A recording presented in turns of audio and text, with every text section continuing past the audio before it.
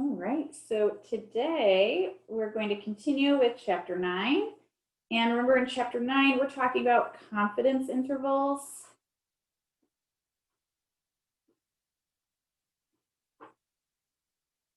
And today, in specific, we will be talking about the confidence intervals, or CIs, right?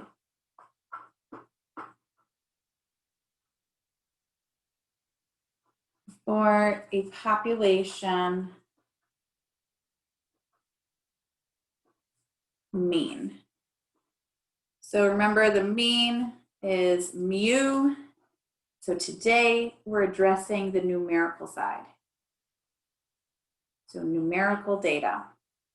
So last class we talked about CIs, right? These confidence intervals, CIs for categorical data or proportions. Today we're going to talk about the means.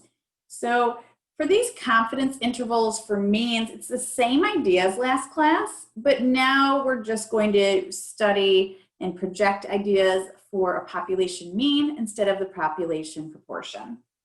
So we're going to use X bar to estimate mu, which is my population mean. So what we're saying is that X bar is the point estimate.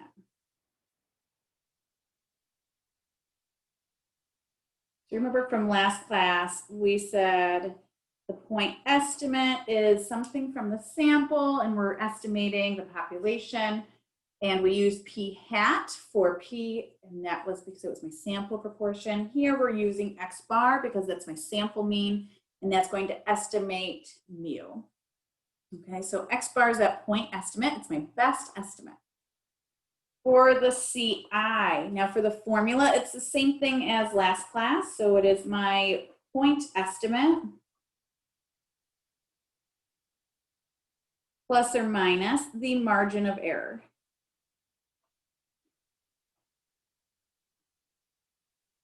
Okay, so what we're using for these change, right? So it's always the same formula. It's always point estimate plus or minus margin of error. It's just what I'm using for a point estimate depends on what type of data I have, and how I'm calculating the margin of error depends on the type of data I have. So here today, we have X bar, like we just discussed, is the point estimate, plus or minus. Now, if we did it the same as last class, it would be our Z at alpha divided by 2, right? Times the standard error of X bar though, right? So what we're thinking, it should be X bar plus or minus our Z at alpha divided by 2. And standard error, remember, is sigma divided by square root of n. So we might not remember that because that was in the beginning of last week. But standard error of X bar is sigma divided by square root of n. Remember, sigma is my population standard deviation. But we have a problem here. We don't know sigma. Okay, so, but we do not know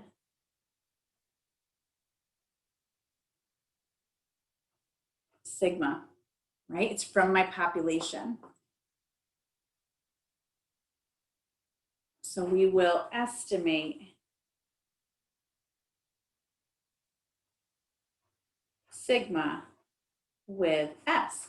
Remember, S is my sample standard deviation, right? So sigma is my population standard deviation. We're going to use S instead of sigma. So now my calculation or my formula should look something like this: X bar plus or minus Z at alpha divided by 2 times the standard error, but now using the sample standard deviation divided by the square root of n here. So we have a problem when we do this. The problem is that I'm using two values from my sample in this calculation. I'm using X bar, right? That's my sample mean. And now I'm also using S, my sample standard deviation. So now that I'm using two numbers from my sample, it's like I'm using two estimates from my sample. And this creates a problem because when I'm using more than just one estimate or one number from my sample, it creates what we call extra variability. So it makes it look, so it's like variability, like it's spread out more. So when I have this extra variability, I need to account for that. And what happens is that now when I'm introducing a second estimate, we didn't have this last class, the proportions. And now I'm introducing the second estimate, the second number from my sample. It makes it so Z does not work. So what I'm saying is that when you calculate a 90% confidence interval with this calculation, 90 out of 100 CIs do not have the population mean. And it really should, right? We want it to be accurate. So we found it does not use that. It doesn't work. So we need to use something different, okay? So the normal curve does not account. I'm going to write this down. Since we have two numbers from the sample, we now have what we call extra variability. Okay. The normal curve, which is the Z, right, that we're used to using from last class, does not account for this extra variability.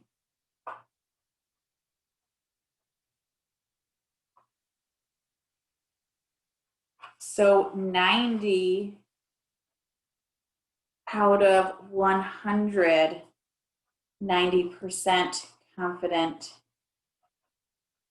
CIs do not have mu in them.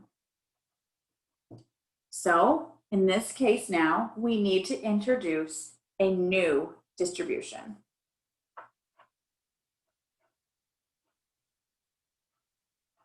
So we will use a new distribution that will account for the extra variability. I'm going to attempt to draw you a picture once we talk about this new distribution, but I'm not great at drawing it.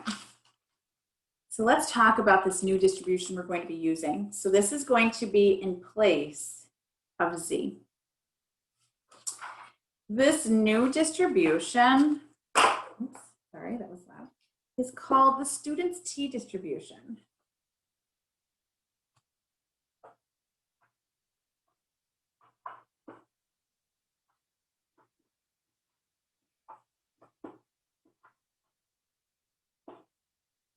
So the student's T distribution was found by someone that realized that the Z didn't work. But the distribution's not named after that person. And it was something, I'd have to research it again, but it was something like he worked for some company and he wasn't allowed to name it after him.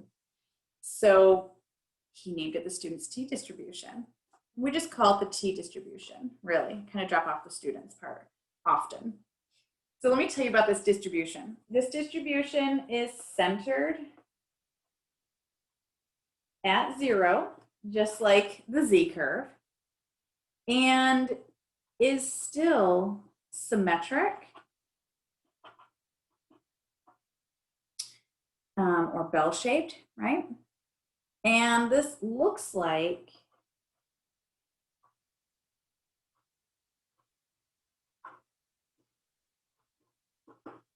the normal curve. So it looks just like a normal curve. It's actually, if you see the t distribution and you see the z distribution, the normal curve, you can't really tell the difference unless you have them overlapping one another. When they look exactly the same. But some of the characteristics are different. So it is still symmetric and it is similar to the normal curve. That's just my z, right? My standard normal curve. But this curve is shorter.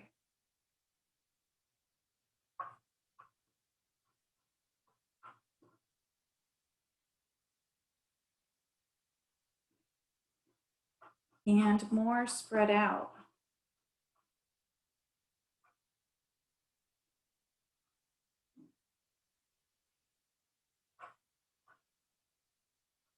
To account for the extra variability.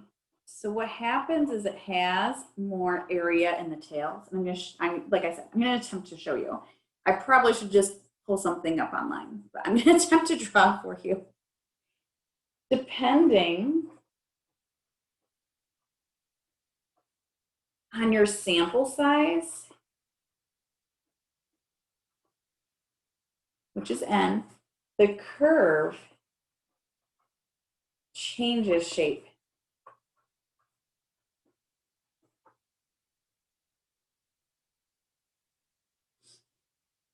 So as n minus 1, we'll discuss that here, increases,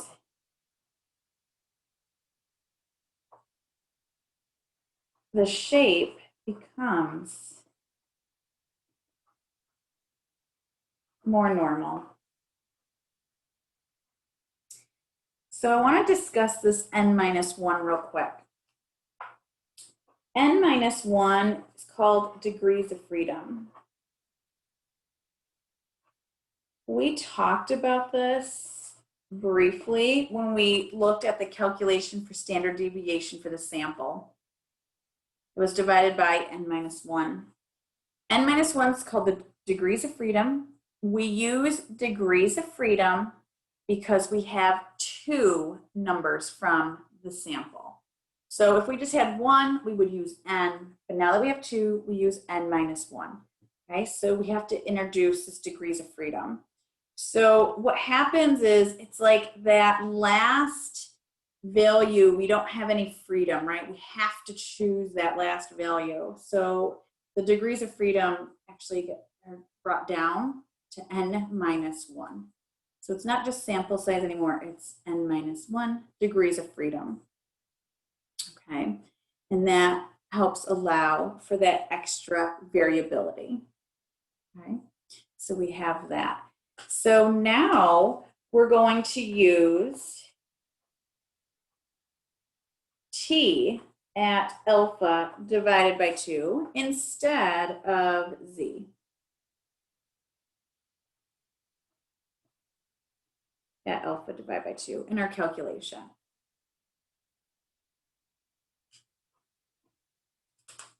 I'm going to show you how to get that t here in a minute. So for t at alpha divided by 2, we can go 2 different ways. We can use a table, which is just the t distribution table.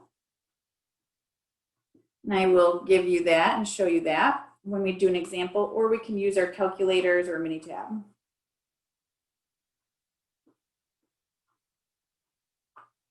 Okay. So if you use your technology, you're just going to now use what we call an inverse t distribution. So it's the same thing as the inverse norm. It's just now it's the new distribution t. So actually on my calculator, it's the next function below. So I believe inverse norm is option 3 and inverse t is option 4 on my calculator. And inverse t asks for the area to the left.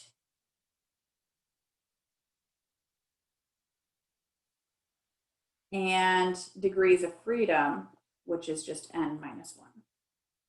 So my T depends on my area and degrees of freedom. So let me try to draw this out for you and then I'll give you the formula. So say here that I'm drawing right here is my Z curve, right, in the black. Then I'm gonna use something like red.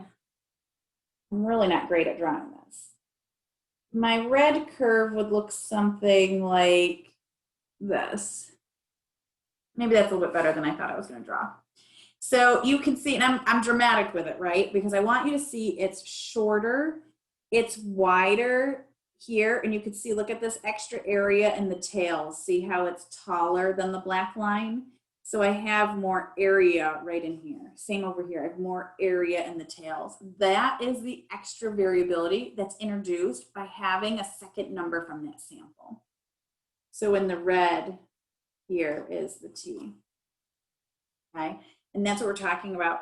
So as n minus 1, my degrees of freedom increase. So as my sample size is larger, this curve changes shape and it gets more and more normal. So if n is really, really large, it's going to be almost the same as z. Okay? It's just as it's smaller, it's shorter and squattier, wider, has more area here in the tails. So, Professor? yes. So when we enter this into our calculators into inverse like t, Yeah. and it shows up, will we be able to like judge, I guess, like for ourselves, like whether it's like normal or not? So when we look at the problem, we're going to check for normality. We're going to make sure that it's symmetric.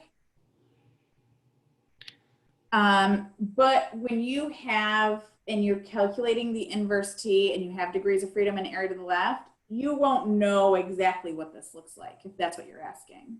Yeah, that's what I meant. Thank you. When we check for normality, you're going to know that it's symmetric. And the T curve is symmetric. It's not like skewed left or skewed right. It's just shorter. So if you look, I can even show you. This is my T distribution. It looks just like Z, right? It looks just like normal. Like if you saw it, you're going to say, well, this is the normal curve. And it does look like the normal curve. It's just, it's shorter and it has more area in the tails.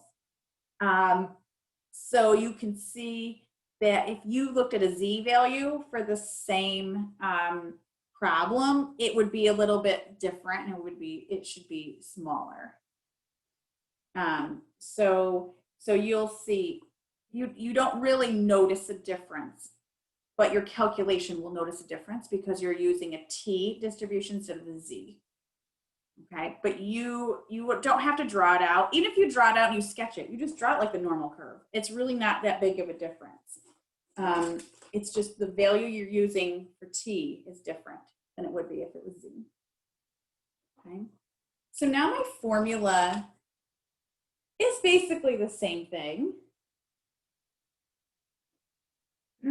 It's just x bar plus or minus, now I'm using that T at alpha divided by 2. And my standard error is S divided by the square root of n. So same as before, this last value is my standard error. It's my spread of my curve. And this T value, this value here tells me the number of standard errors away from the center, which is my x bar, right? Okay. This T value depends directly on the confidence level and degrees of freedom. So just like last class, the Z value depended directly on the confidence level as well. So the confidence level is what drives this value. Remember, it's not like multiplication. This is just a location, alpha divided by 2. This tells you which confidence level you're using. Okay. So I'm going to show you both my calculator and I'm going to show you the tables with this example. So you can just see how to use both. And the reason why I show you both is because some of our calculators are a little bit older than others, And some calculators actually do not have the t distribution on it. So some of us that use calculators and our calculators are older and don't have the t, then we're forced to use the tables, and it's fine. I will provide the tables all the time. I will post it up on my courses so you have it right away now in case you want to use it for your homework. Okay, and like I said, I'll show you how to use it. So a brand of frozen dinners is randomly sampled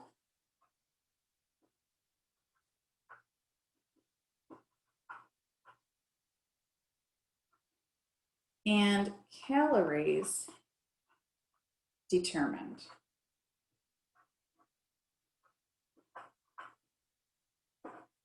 We sampled 41. We found the average calories to be 260.5. And we found the spread, or the sample standard deviation, to be 12.1 calories. This right here, this chunk of information, is what you call summary statistics. So what that means is that I gave you the information. I already found all of the data for you. So I took the data and I found the mean and I found the standard deviation, right? And I found how many we have in our sample. Those are my summary statistics. So you're either going to have summary statistics, or in another case, you may have raw data. So I might give you 41 different calorie counts and you would have to find the mean and the standard deviation, which is fine. You could just use your technology, right? You put it into a list and you ask your calculator or Minitab to do it for you. So we want to estimate with 95% confidence the population mean calories. Okay. So you see this word right here, estimate?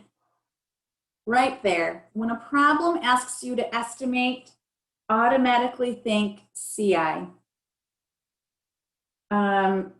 Like I mentioned last class, the next two chapters, so chapter 9 and chapter 10, are both inferential statistics. So both of them are taking information from a sample and projecting on the population. It's just in chapter 9, we're doing the confidence intervals, and this word estimate right here is what makes you think confidence interval. This is what's telling me I'm going to compute a confidence interval, okay, which is what we're doing now. So I'm going to pull out this information and I'm going to write it below. Now I know before I never used to write this below, but you will see why when we get into chapter 10, why I write it below here, because I start writing everything below because there's a lot to write in chapter 10. I'm just going to write my information below here.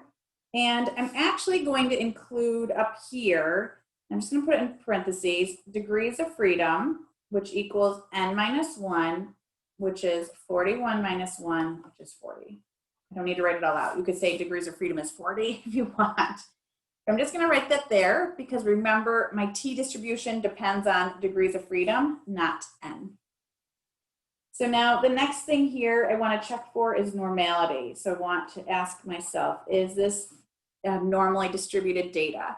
So in order to tell if this is normally distributed, I need to use some of the methods that we learned last class, or not last class, I'm sorry, last week. So remember last week we had a couple different ways.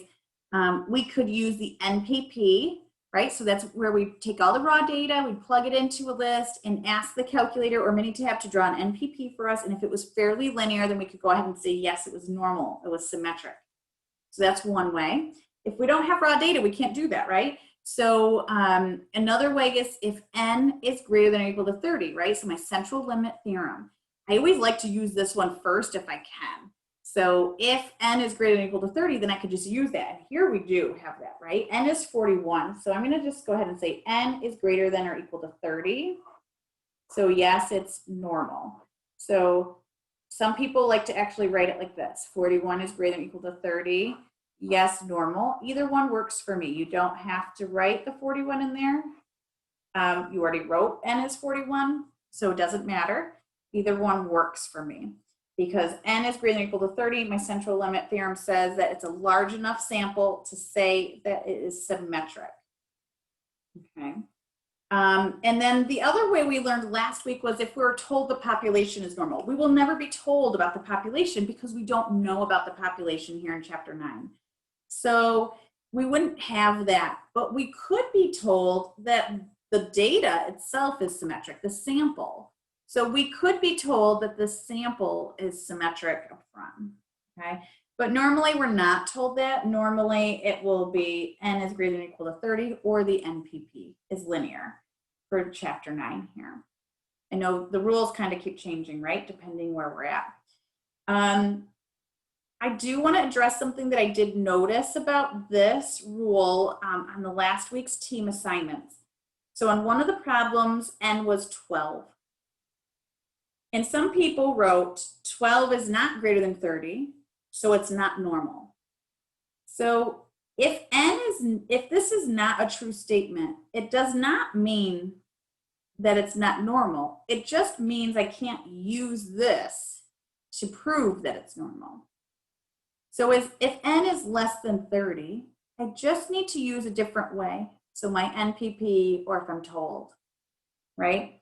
So just because it's not greater than 30, it doesn't mean it's not normal. It just means I can't use that to say that it's normal. Does that make sense? I just saw that come up on a few papers, so I wanted to address it. Just remember, only one has to be true, not all of them. So I don't need n greater than or equal to 30 and the NPP to be linear. I just need one. So NPP is greater than 30 or sorry, the n is greater than 30 or NPP is linear. One or the other.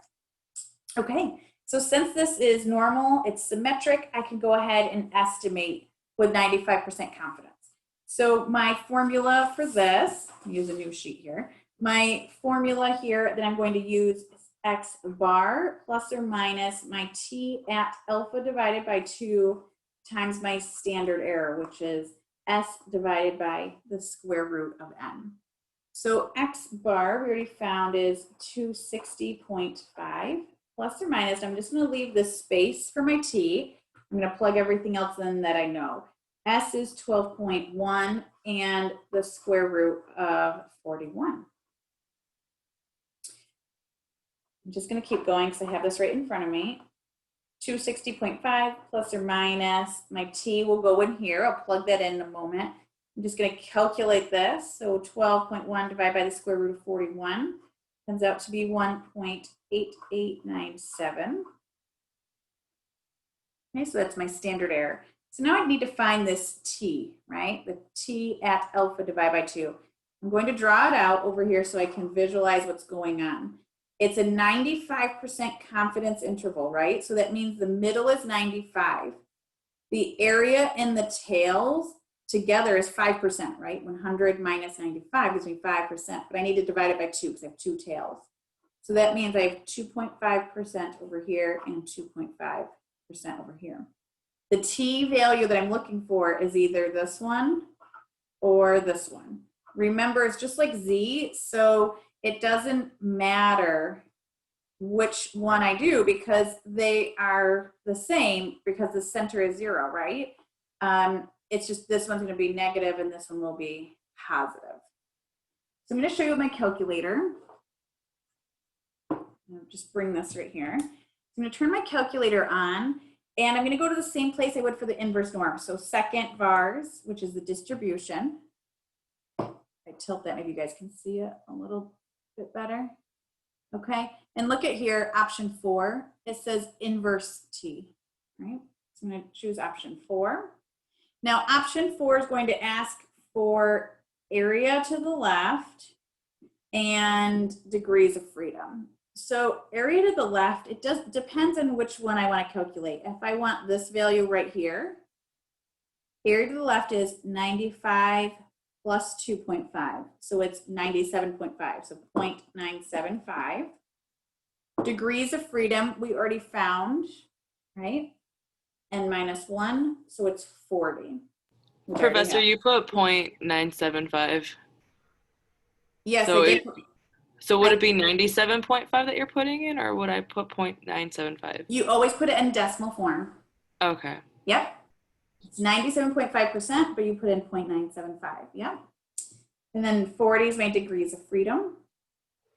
And I'm just going to enter that. And you'll see it's 2.021. Okay. So that is my value here. Remember, it doesn't matter which one you use. So I did this one, right? But this should be just a negative. And I'll show you. I'm going to do the same thing. Second vars, option 4. Now to find this one, the area to the left is 0.025, right? 0.025 with my 40. And you're going to find to get the same number just on the negative side, negative 2.021. Okay. So I just used my inverse t, 0.025, and then degrees of freedom, which is 40. There it is. Okay. So that's the calculator function to find that t value. Now, check it out. If you use a calculator, check it out on your own and see if it's there. If it's not, you'll have to use the table if you're a calculator user. And I will, like I said, I will supply this on all exams. I will also put it in our chapter 9 lecture notes here. I'll put it like as a separate document. I'll probably put it under the syllabus as well. I'm going to zoom in a little bit so we can see. So what I want you to notice here, when you're looking at this distribution, it says confidence level, right? Remember, T depends on confidence level and, look at here, degrees of freedom. So it only has set confidence levels. It's hard to read because it's not focusing great. This is 80%, 90%, 95, 98, 99, 99.8, 99.9. So if I give you a problem for numerical calculating a CI, I have to only give you one of those percentages. I couldn't give you something like 83 because it's not on the table. And that's not fair for people that need to use the table. Okay. And then also the same thing for the degrees of freedom. I would only be able to give you degrees of freedom that are here in the table. It's not a guessing game. It's actually just something on the table. So let's take a look at what would be, sorry, I'm moving around. I hope it's not making you like motion sick. Confidence level, our problem that we're studying is 95%. So it's the third column over. And now I'm going to look at degrees of freedom, which we already said was 40, right? So we can see 40 is right here. And it's the third column over, 2.021. There it is. So it gives you the same exact value. If you're using technology or if you're using the table, you get the same value. And like I said, I will post this table for everyone to have. Maybe you don't want to use your calculator, you don't have to, you can use the table. So there's tables for Z as well. I just don't teach you how to use them. We don't need to use them. All our calculators and all our technology does it for us. There's no reason, I don't think, to use a table when you have technology sitting right in front of you that can do the same thing. So that's why we don't use the Z tables. I don't feel like it's really necessary. Okay, so let's go ahead with our calculations and move forward. So here I have 260.5 plus or minus. I'm just going to multiply those, which gives me 3.8191. Now, so for my upper bound, remember, because it's a range of numbers, this is going to be the 260.5 plus 3.8191, which is 264.32. And for my lower bound, it will be the 260.5 minus 3.8191, which is going to give me 256.68. So my interval is 256.68 to 264.32. And maybe by this point, we forgot what we were talking about because we've had so much going on in between, right? I need to go back to the problem. I need to be able to put this into words. I need to be able to describe what this means. So I'm going to go back to the problem. Estimate with 95% confidence the population mean calories, right, in these brand of frozen dinners, right? Right here. So I need to get another piece of paper. I'm out. So for my conclusions, what we call a conclusion statement, you'll see this come up often going forward. So for my conclusion statement, we would say something like, I'm just going to give you a template. You don't have to use this template. I'm just going to give it to you. We are, whatever my percentage is, so for us, it's 95% confident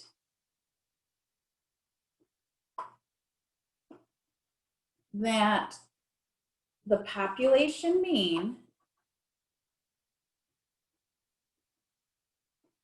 and now I'm going to start putting in the context of the problem.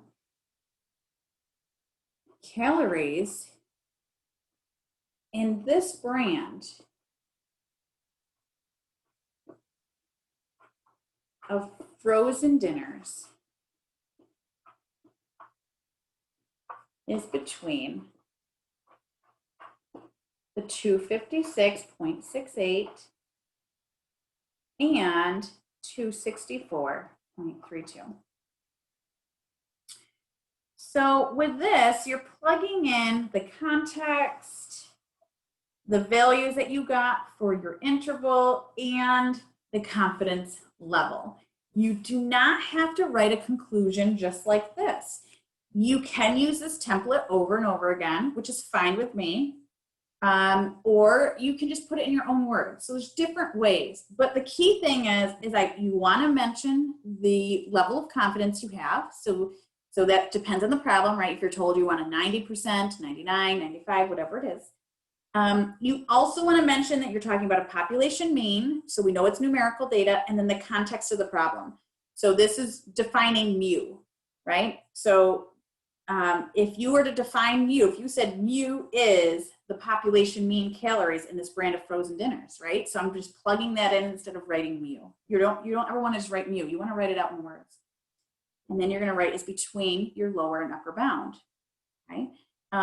You can always say something like, so the population mean calories of this brand's frozen dinners between 256 and 264 with 95% confidence, right? Or you could say something like, with 95% confidence, we can say that the population mean calories of this brand frozen dinners is between the 256 and 264. There's different ways to word it. Word it how you want. I'm just telling you, you can use this if you want as well. Okay?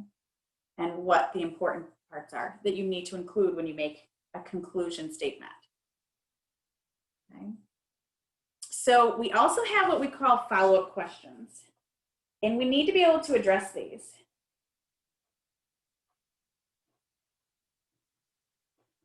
So they might be follow-up questions or follow-up statements. So we're going to answer these, or I'm going to give you one and I'll make a couple statements after. So we'll just say this is based on the 95% CI, which is what we just found, the 256 to 0.68 to the 264.32. Okay. So the first one I'm going to say, can the company, right, the company that makes these frozen dinners, claim that the dinners have less than 260 calories? Can the company claim that the dinners have less than 260 calories? So the key word here is less. That's my key. So in order for me to say yes, that that's a true statement, my entire CI must be less than this number, 260. It's not, right? The upper bound is 264. The upper bound is above 260. So 260 is inside that CI. So you can answer this in different ways. So you can say no. The answer is no, either way. So no, and your reasoning can be, you can say different things. No, since the entire CI is not less than 260 would be a perfect explanation. Or another great explanation would be no, since the upper bound is not less right? So if the upper bound's not less, then that means the entire CI is not less. So in order for a less than statement to be true, the entire interval, the entire range of numbers must be less than that number.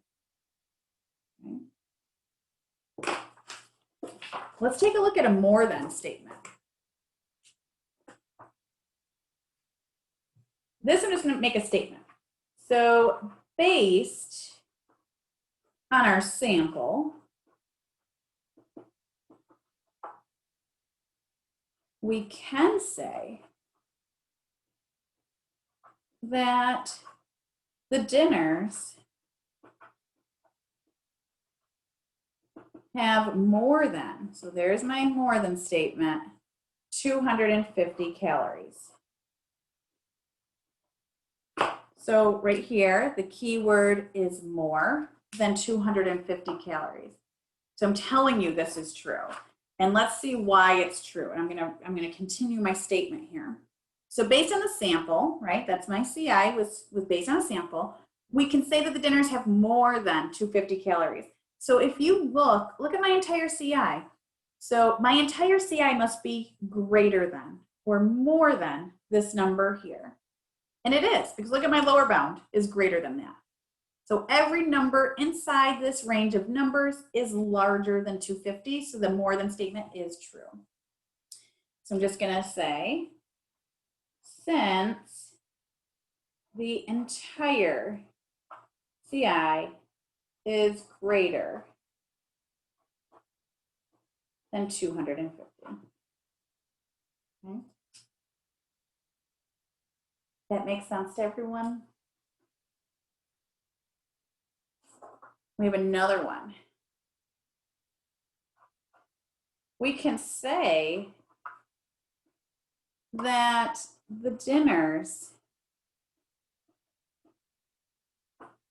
have 258 calories.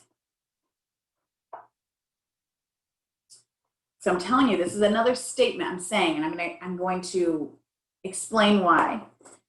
So right here, have would be the same thing as equals, right? Have would be the same as equals. So we can say that the dinners equal 258 calories, so that each of them have that. Now, we talked about the less than, right? The more than, and now equal. So if we're making a statement about the CI, right, 256 to 264, and we're saying it's equal, sorry, I can't get it all on the screen, equals, this value right here must be inside the CI. Since 258 is in the CI. So you can make a lot of different statements here with a lot of different numbers. So any number inside the confidence interval of 256 to 264 would be true for an equal statement. Because we're saying that the population mean can be any number in between these two numbers, right? Any of those numbers. Could two statements be true, or is it always just going to be one statement? Oh no, they can all be true. Yeah, it just depends. Like, so we could say that the company claims that the calories are less than 265. That'd be true, right? Because the entire CI is less than 265. Then you could say that it's more than 250. True, because the entire CI is more than 250.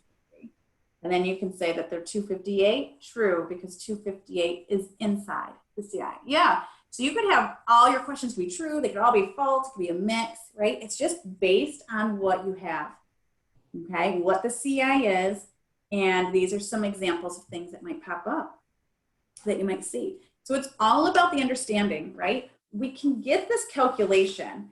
I feel like, we use our technology so much now in this class, we can see and we can get this calculation without doing this. And actually on your team assignment that you'll do on Monday, I will tell you, okay, calculate a CI by hand. And now here's how to do it on your technology.